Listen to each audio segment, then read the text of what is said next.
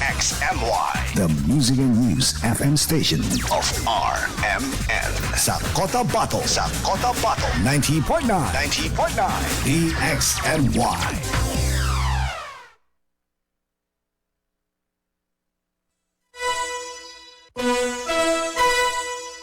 Oras mga kasama sa Buka Puluan, tatak alas 7:43 ng umaga. Tatak RMN. RMN News. Diretso Balitang Cotabato. Headlines. RMN News. Diretso Balitang Cotabato. Headlines. Bomb threat sa isang paaralan sa Cotabato City na itala kagabi. Headlines. Umano eksplosibong papasabugin sa isang paaralan sa Cotabato City, pananakot lang ayon sa PNP. Headlines. 170,000 naman na halaga ng shabu. Nasamsam sa bayba sa Pandag, dalawang suspect arestado. Headlines. 26 na loose firearms sa voluntaryong isinuko ng isinuko sa PNP sa Lanao del Sur. Headlines. Haligi ng tahanan na nalunod patay sa pagtaob ng bangka sa ilog sa bayan ng Buldon, MDN. Headlines. Pangulong BBM dumalo sa National Government Bangsamoro Government Convergence Program sa Maguindanao del Norte. Headlines. Bawat barangay sa BARM tatanggap ng 200,000 pesos tulong sa ilalim ng BBM program. Headlines. PBBM September 14, 2026 BARM Parliamentary Elections tuloy. Headlines. Bayan naman ng Sultan Kudarat, may 36 ng bagong life savers. Headlines. At MSSD pinagtibay ang suporta sa National at BARM Convergence Initiatives. Milyon-milyong pondo para sa Beakers, person with disabilities at orphans inilaan. RMN News. Diretso Balitang Cotabato. Magandang umaga po mga kasama. Ngayon po ay Thursday, kami saguna 23 sa buwan ng July 2026. Sumasa inyo na po mga kasama ang Diretso Balitang Cotabato. Ako ang inyong magiging tagapaghatid balita, Radjuman Ebs Abang. RMN News. Diretso Balitang Cotabato. At sa detalye ng mga balita mga kasama, nagsagawa ng masusing inspeksyon ng Explosive Ordnance Disposal o EOD team at K9 na unit ng Cotabato City Police. Matapos makatanggap ng ulat hinggil sa umano'y banta ng pagpapasabog alas 8:15 kagabi sa isang paaralan sa lungsod. Ayon kay Cotabato City Police Office, PIO Police Lieutenant Rosel Evangelista, sinuyod ng mga tauhan ng buong campus, ngunit walang nakitang kainainalang bagay o improvised explosive device o IED.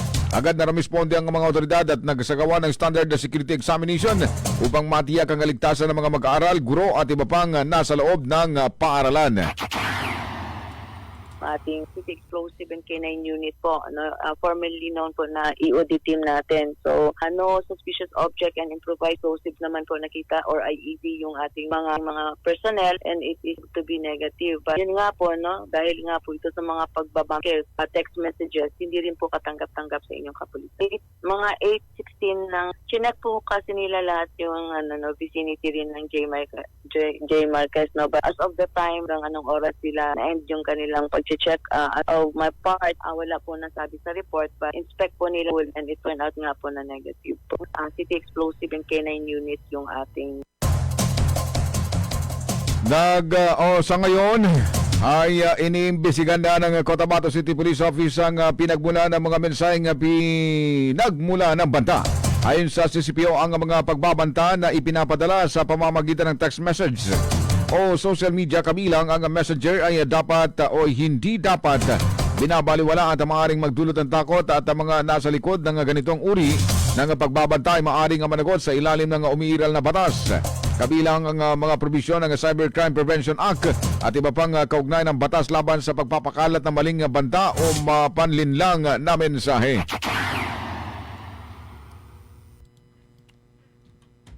tinitingnan natin no, parang through messenger po ito. Pagka ganito po no, na mga text messages, no, tinitake seriously din po natin dahil itong case na ganito na mga bomb scare na to, lalo na po pag dinaan po sa mga cellphone through text messages or even through social media messenger, ito po isa sa mga case po din ng cybercrime na maaari po hindi po natin baliwalain. No? So mga nagagawa nito, maaari po itong magkaroon sila paglabag sa batas natin. Lalo na RMN News, Diretso Balitang Cotabato. Nakikipag-ugnayan ng mga kasama ang CCPO sa Regional Anti-Cybercrime Unit Oraco Bar na may jurisdiksyon sa gagawing investigasyon sa nasabing krimen. Ngayon man, binigyan din ng mga otoridad na seryoso nilang tinatrato ang lahat ng uri ng pagbabanta at nagpapatuloy ang investigasyon upang matukoy ang pinagmula ng mga mensaheng nagdulot ng pangamba sa komunidad. Magkakaroon po tayo ng coordination ating RACO po no, sa Regional Anti-Cybercrime Unit po natin. Because kapag ito'y dinaan through cellphone or naggamit po ng tool ng computer and cellphone, ang capacity and ability po no, ng imbestiga lalo na sa pag-track ng ganitong mga account is yung ating RACO po. No? So that's why po pati yung ating RACO, ang giging concern po dito related po sa ganitong anti-bomb joke. Sinasabi ko po. RMN News, Diretso Balitang Cotabato. Kaugnay na nasabing balita mga kasama, marin naman ito ang kinondena ni City Councilor Guadzuri Eliboy Mitimbang sa pinakamatinding paraan ng mga banta ng bomba na kumakalat online na tumatarget naman sa mga institusyong pang-indukasyon sa Cotabato City. Ayon pa sa konsehal, ang mga malisyosong gawain ito ay hindi biro at ito ay nakakalika ng takot, nakakagambala sa edukasyon at inilalagay sa panganib ang buhay ng mga estudyante, guro at mga kawani ng paaralan. Kinokondena rin ng opisyal ang responsable at malisyosong gawain ng maling pag-aangkin ng kaugnayan sa isang moral front sa malinaw na pagtatangkang bigyan ng kredibilidad ang mga bandang ito. Ang hindi otorisadong paggamit sa pangalan ng pangalan ng nasabing organisasyon o anumang organisasyon para magasig ng takot at kaguluhan ay kasuklam-suklam at hindi katanggap-tanggap. Dagdag pa nito na ganito ang maling pagpapakilala hindi lamang nanlilinlang sa publiko kundi sinisira rin ang reputasyon ng mga organisasyong nag-ambag sa mga pagsisikap para sa kapayapaan sa Bangsa Moro.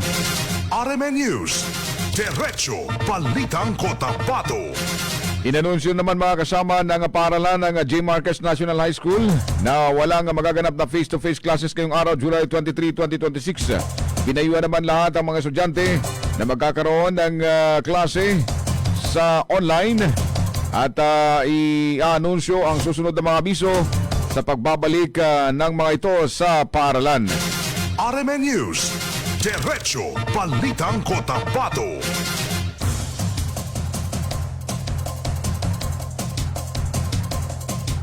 Alas 7:50 ng umaga mga kasama, dagdag pa ang mga balita.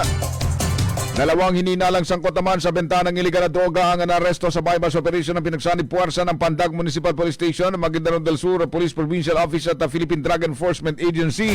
Yan sa may barangay Kayaga, Pandag, Maguindanao del Sur. Nasamsam sa operasyon ng tinatayang 25 gramo ng hininalang shabu na may halagang 170,000 pesos. Gayon din ang bypass money, drug paraphernalia at isang motorsiklo, habang kininala naman ang mga suspek na sina Amid Palaguyan Kadalim, 26 anyos, Warsidik Tuwang Talutawan, 31 anyos, na kapwa residente ng President Quirino sa Sultan Kudarat. Naharap ang dalawang suspek sa kasong paglabag sa Section 5 at 11 Article 2 ng RA 9165, a Comprehensive Dangerous Drugs Act of 2002. RMN News, Diretso Balitang Cotabato. 26 na loose firearms mga kasamang voluntaryong isinuko ng mga residente sa Bacolod, Calawi, Lanao del Sur sa ilalim ng kampanya ng One Less Firearm, One Less Crime ng Lanao del Sur Police Provincial Office ay sinagawang ceremonial turnover sa Municipal Hall. Pinangunahan ni LDS Provincial Director Police Colonel Cesar Kabuhat ang aktibidad na kasama ang Bacolod, Calawi Municipal Police Station at si Mayor Abdul Muhaymin Dipatuan. Ayon sa LDS PPO, Patunay ang voluntaryong pagsuko ng mga baril sa patuloy na pakikiisa ng mga residente sa kampanya laban sa loose firearms. Nananawagan din ang pulisya sa publiko na ipagpatuloy ang suporta sa mga programa nga naglalayong nga mapanatili ang kapayapaan, kayusan at kaligtasan sa lalawigan. RMN News, Diretso Balitang Cotabato.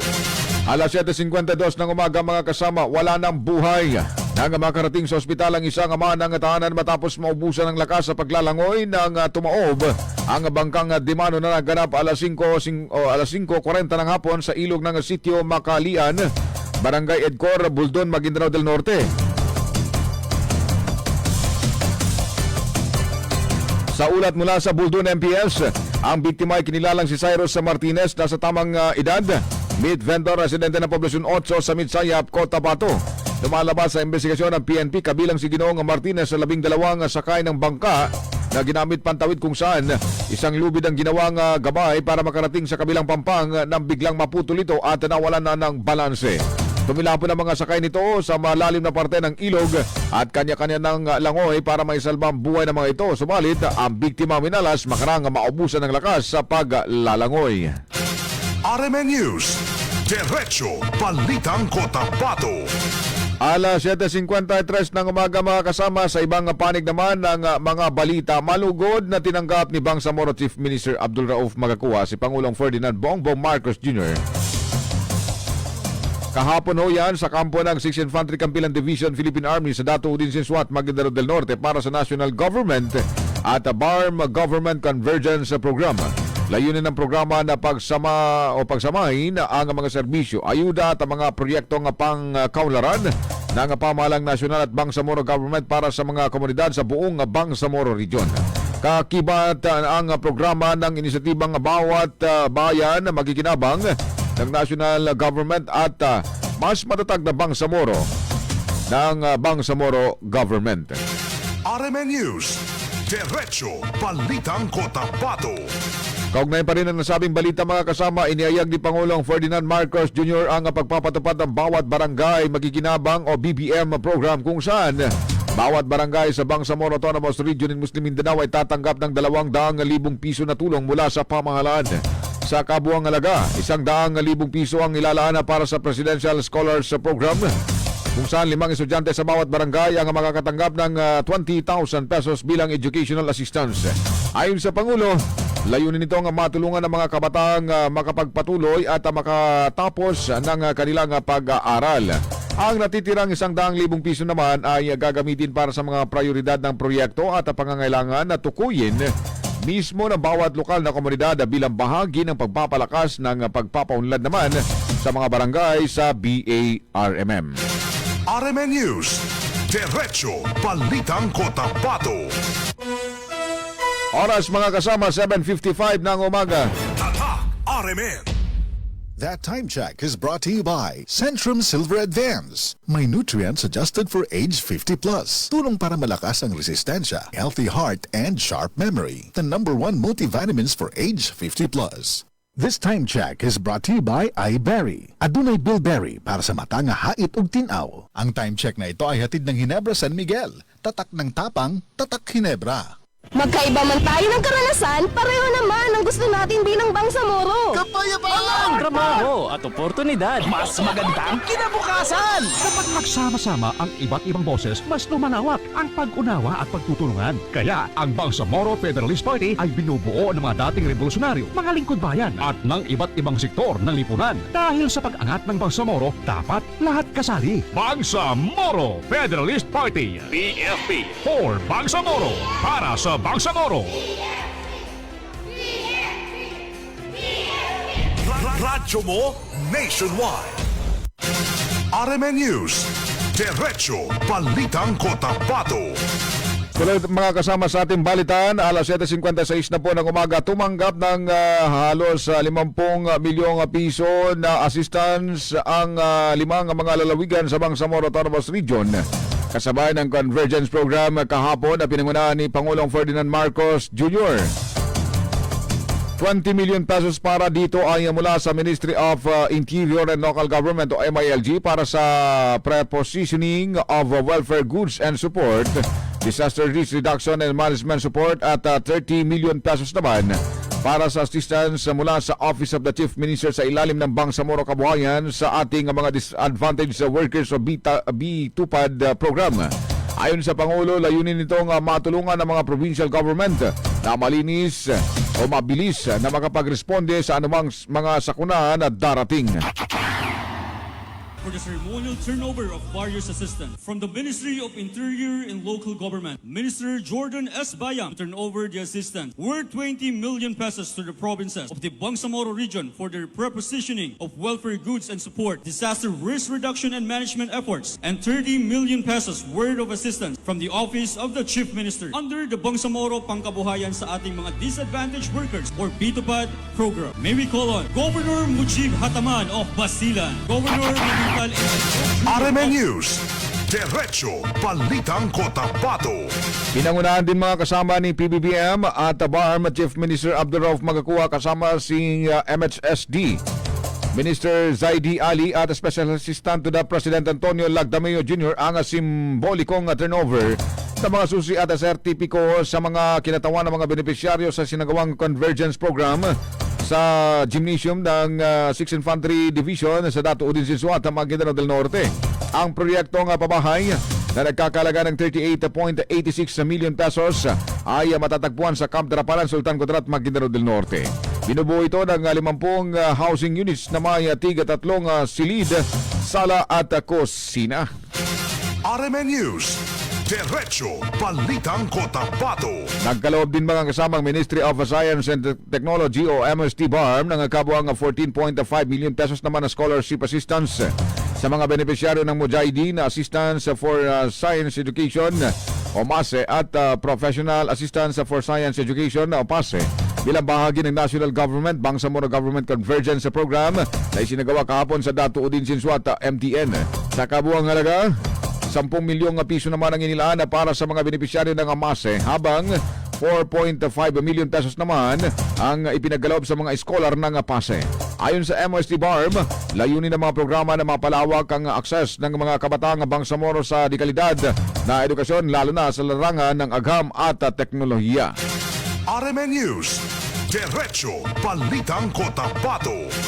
7:59 ng umaga mga kasama, determinado ang pamahalaan na ituloy ang September 14 na 2026 BARM Parliamentary Elections. Sa bawat bayan magiginabang and the Bangsamoro Government Convergence Program. Sa 6th Infantry Campilan Division sa Camp Siongco, Awang Dato din Sisuat, Maguindanao del Norte kahapon, iniyayang ni Pangulong Ferdinand Marcos Jr. na ang kauna-unang Bangsamoro Parliament Elections sa itinakda na sa ikalawang Lunes ng September ngayong taon. Ayon pa sa Pangulo mga kasama, mahalagang may sagawa ang halalan ayon sa itinakdang schedule upang maipagpatuloy ang demokratikong proseso at higit pang maapatatag ang kapayapaan, kaunlaran at sariling pamamahala sa Bangsamoro. The first Bangsamoro parliamentary election was rescheduled to the second Monday of September 2026.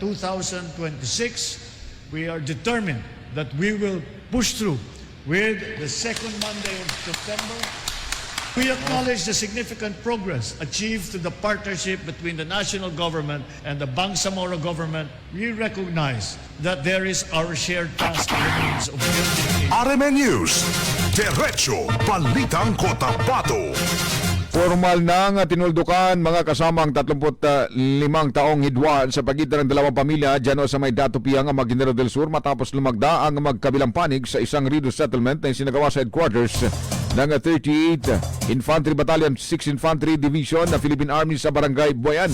Naging posible ang kasunduan sa pamamagitan ng serya ng dialogo at mediation na pinangunahan ng local government unit ng Dato Piang, Ministry of Public Order and Safety, AFP, PNP, mga opisyal ng barangay, traditional at religious leaders at iba pang peace stakeholders.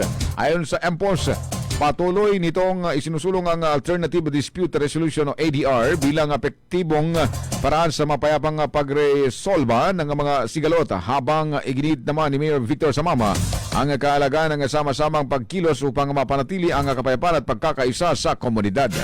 RMN News, Diretso Balitang Cotabato.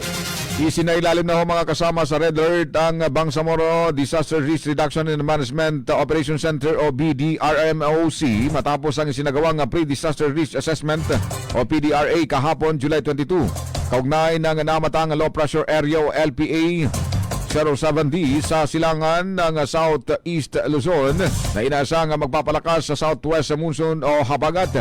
Batay sa naging pagsusuri sa PDRA, itinaas ng Bangsamoro Ready o Bangsamoro Disaster Risk Reduction and Management Council ang alert status ng Operation Center mula sa Blue Alert patungong Red Alert sa pamamagitan ng BDRRMC Memorandum Order Number 19 Series of 2026 na mananatiling epektibo hanggang sa susunod na abiso.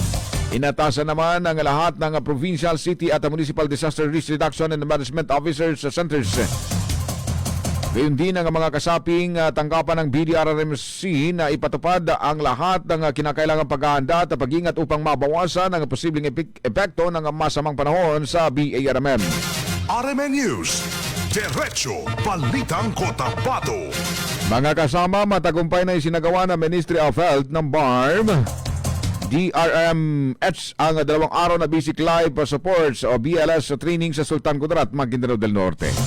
36 na miyembro ng Barangay Peacekeeping Action Team mula sa 13 barangay ang sumailalim sa training ng CPR, chucking at paggamit ng AED.